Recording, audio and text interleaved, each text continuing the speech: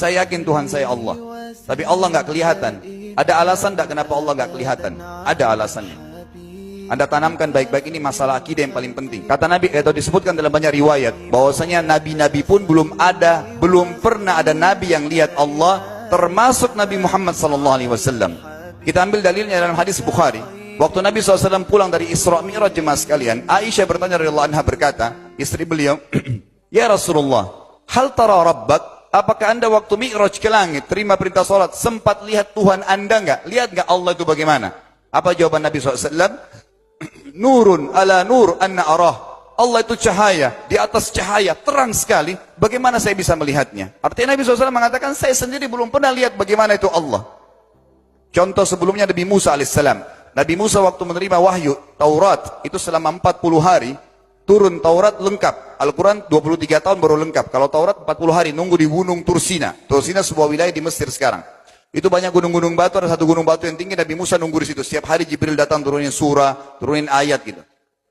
Setelah berlalu 37 hari dari 40 hari menunggu Taurat turun, Nabi Musa alaihissalam tiba-tiba bertanya kepada Allah, mengatakan begini dalam Al-Quran, A'udzu billahi rajim, Rabbi arini andur ilaik. Wahai Tuhanku, izinkan aku melihatmu. Aku beriman kau ada ya Allah, tapi aku ingin lihat kau bagaimana. Allah menjawab, tidak mau mengecewakan Nabi Musa, sebagai manusia Allah mengatakan, lan tarani.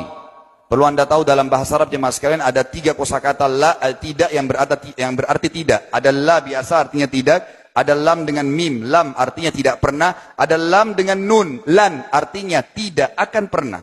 Allah mengatakan apa? Lan tarani, kau tidak akan mampu melihatku wahai Musa. Tapi Allah nggak mau kecewain Musa. Ternyata Musa selama 37 hari jemaah sekalian kagum-kagum lihat gunung-gunung batu di situ. Pergantian siang malam, burung-burung yang terbang, air yang mengalir di lereng-lereng gunung. Lalu dia mengatakan, Allah mengatakan apa? Walakin undur ilal jabal, fa in istaqarra makanahu fasawfa tarani. Coba kamu lihat gunung-gunung batu di sekitarmu hai Musa. Kalau mereka bisa menampung kedatanganku kata Allah, kau akan bisa melihatku. Apa yang terjadi? Allah lanjutkan. Falamma tajalla rabbuhu lil jabal. Waktu Allah baru niat mau datang, belum datang, ja'alahu dakka. Semua gunung batu itu hancur lebur, tidak mampu menampung kedatangan Allah. Wa kharra Musa sa'iqa. Lalu Musa pingsan tiba-tiba. Waktu Nabi Musa bangun, langsung ucapkan kalimat, amantu billah. Saya beriman pada Allah. Berarti fakta lapangan, nabi-nabi aja belum pernah lihat Allah. Masih pertanyaan lagi jemaah sekalian, kenapa Allah nggak bisa kelihatan? Saya akan jawab dan tolong ini jadikan sebagai pegangan hidup. Ini landasan akidah kita. Kata para ulama, karena anda kalau sholat, anda mengucapkan satu kalimat yang merupakan jawabannya. Allahu Akbar. Allah Maha Besar. Akbar adalah siga mubalaghah dalam Islam. Sesuatu yang melampaui batas. Maha Besar. Kita terangkan. Kata Nabi SAW, perumpamaan bumi yang kalian tinggali ini dibanding dengan langit pertama di atas kepala kalian ada 7 lapis langit. Allah mengatakan sab'an shidada, 7 lapis langit yang kokoh. Alladzi khalaqa sab'a samawatin tibaqa, yang menciptakan langit tibaqa bersusun 1, 2, 3, 4, 5, 6, 7. Allah di atas langit ke-7. Kata Nabi SAW, perumpamaan bumi yang kalian tinggalin dibanding dengan langit pertama di atas kepala kalian, ibaratnya seperti cincin yang dibuang di padang pasir. Jadi kita tidak akan pernah bisa melihat ujungnya langit karena kita sangat kecil, dan ini terbukti secara fakta. Apakah anda sudah tahu bahwasanya miliaran bintang-bintang yang ada di atas kepala anda yang jaraknya sekian miliar tahun dari bumi dan sekian miliar tahun lebih besar daripada bumi, sekian miliar kali lebih besar daripada bumi, itu semua berada di bawah langit pertama. Manusia tidak akan pernah bisa memegang langit ini dengan telapak tangannya karena dari sini saja ke Pluto jaraknya 270 tahun. Nggak bakal bisa ada astronot dikirim kena mati di tengah jalan. Jaraknya jauh sekali bintang-bintang dan semua berada di bawah langit pertama. Kata Nabi SAW, di atasnya ada langit kedua besarnya, digabung antara bumi sama langit pertama seperti cincin dibuang di padang pasir. Langit ketiga, 2, 1 dan bumi digabung tiga-tiganya, dibanding langit ketiga seperti cincin dibuang di padang pasir sampai langit ke-7. 5, 6, 4, 3, 2, 1 dan bumi, 7 digabung, dibanding langit ke-7 seperti cincin dibuang di padang pasir. Dan langit yang luas ini jemaah sekalian dipenuhi dengan makhluk Allah yang lain namanya malaikat. Dalam hadis Bukhari kata Nabi SAW, waktu saya sedang dimi'rajkan ke langit, tidak ada 4 jari pun ukuran di langit yang luas itu, kecuali saya temukan malaikat yang sedang ruku atau sujud, penuh dengan jumlah mereka. Anda tahu malaikat itu ada namanya nama kelompok, seperti Rakib, Atid itu kelompok, di bawah Rakib banyak miliaran malaikat, di bawah Atid miliaran malaikat. Sama dengan Munkar Nakir, ada memang nama kelompok. Makanya kalau manusia 5 miliar, rakib atidnya 10 miliar. Rakib atidnya 10 miliar. Lalu kata Nabi SAW, di atas langit ketujuh ada Sidratil Muntaha.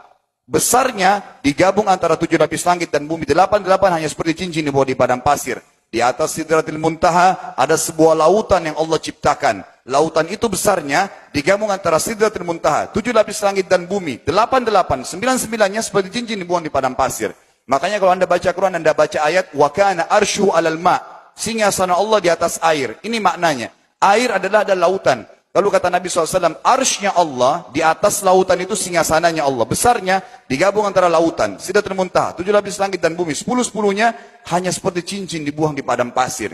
Anda sudah hafal ayat kursi? Apa artinya? Ayat tanda-tanda kebesaran Allah. Kursi itu artinya bukan tempat duduk, tapi tempat pijakan kaki raja di singgasana. Kalau raja ingin naik singgasananya di pijakan kaki, itu namanya kursi. Kita baca apa? Wasi'a kursiyuhu as-samawati wal ard. Pijakan kakinya Allah saja sudah menutupi seluruh langit dan bumi ini.